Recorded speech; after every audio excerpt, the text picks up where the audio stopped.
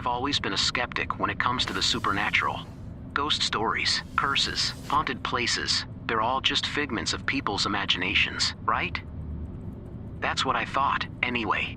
So, when I heard about the cursed old church on the outskirts of town, I saw it as the perfect opportunity to prove once and for all that such things were nothing more than myths. I'm a 23-year-old journalist in training, always looking for a good story. The church, St. Mary's, had been abandoned for decades. Its bells, broken and rusted, supposedly rang at midnight every night. Locals claim to see ghostly figures of townsfolk from centuries past whenever the bells tolled. It sounded like the perfect setup for an article debunking ghost stories. I decided to spend the night there, armed with nothing but my notebook, a flashlight, and my skepticism. It was early October, and the air had that crisp, cold edge that hinted at the coming winter. As I approached the church, its silhouette loomed against the darkening sky, a crumbling relic of the past. The windows were shattered, the wooden door hanging off its hinges. Vines and weeds had claimed the stone walls, giving it an almost eerie, organic appearance. The sun had just set when I stepped inside.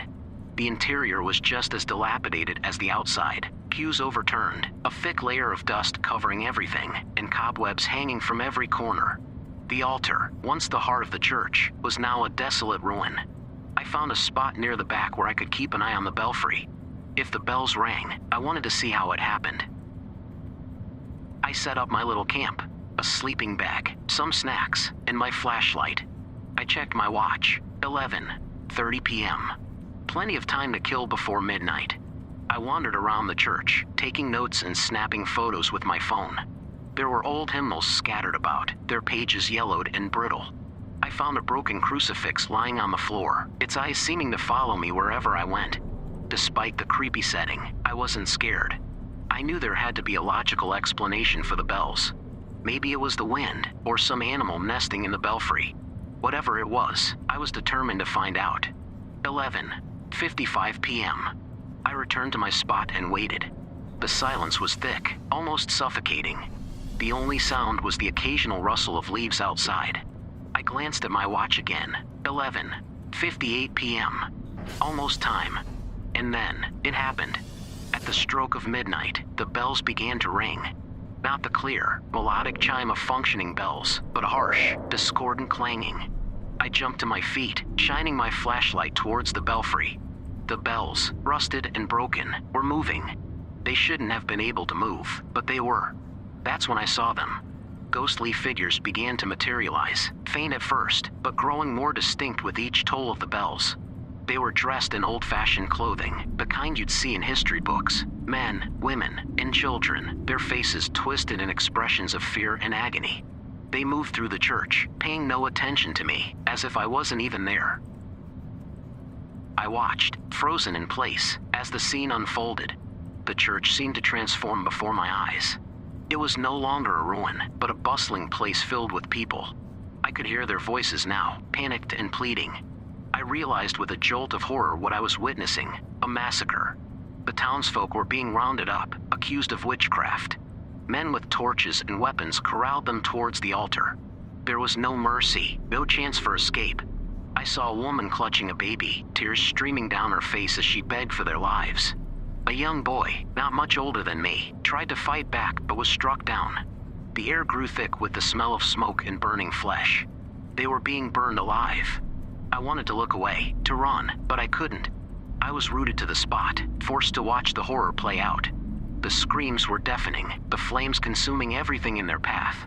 The ghosts were reenacting their final moments, trapped in an endless loop of suffering. As the last of the victims fell silent, the bells stopped ringing. The ghosts began to fade, their forms dissolving into the darkness. The church returned to its former state of decay, the only evidence of what had happened a lingering sense of dread. I was shaking, my mind struggling to process what I had just seen. This wasn't some figment of my imagination. It was real. The curse was real. And if I didn't find a way to break it, I'd be next. I spent the next few hours frantically searching the church for clues. There had to be something, some way to put the spirits to rest. I scoured every inch, looking for anything that might help. It was nearly dawn when I found it, a hidden compartment beneath the altar.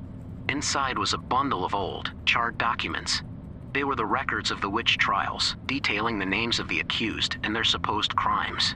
One name stood out: Eleanor Green. She was the woman I had seen clutching the baby. According to the records, she had been falsely accused of witchcraft by a jealous rival. Her death, and the deaths of the others, had been a gross miscarriage of justice. I knew what I had to do. I needed to find Eleanor's grave and perform a proper burial rite. Maybe then, she and the others could finally find peace. The graveyard behind the church was overgrown and forgotten, the headstones worn and weathered. I searched for Eleanor's grave, the first light of dawn casting an eerie glow over the scene. Finally, I found it, a simple marker bearing her name and the date of her death. I didn't know much about burial rites, but I did my best. I spoke to her, telling her that the truth was known, that her innocence was recognized. I asked for her forgiveness, for the peace she and the others deserved. As I finished, a strange calm settled over the graveyard. The air felt lighter, the oppressive sense of dread lifting. I returned to the church one last time. It was just as dilapidated as before, but something had changed. The bells, once a symbol of torment, were silent.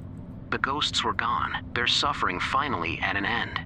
I left the church as the sun rose, my mind still reeling from the night's events. I had set out to debunk a myth and ended up uncovering a horrific truth. The curse was real, but so was the possibility of redemption. I never wrote that article.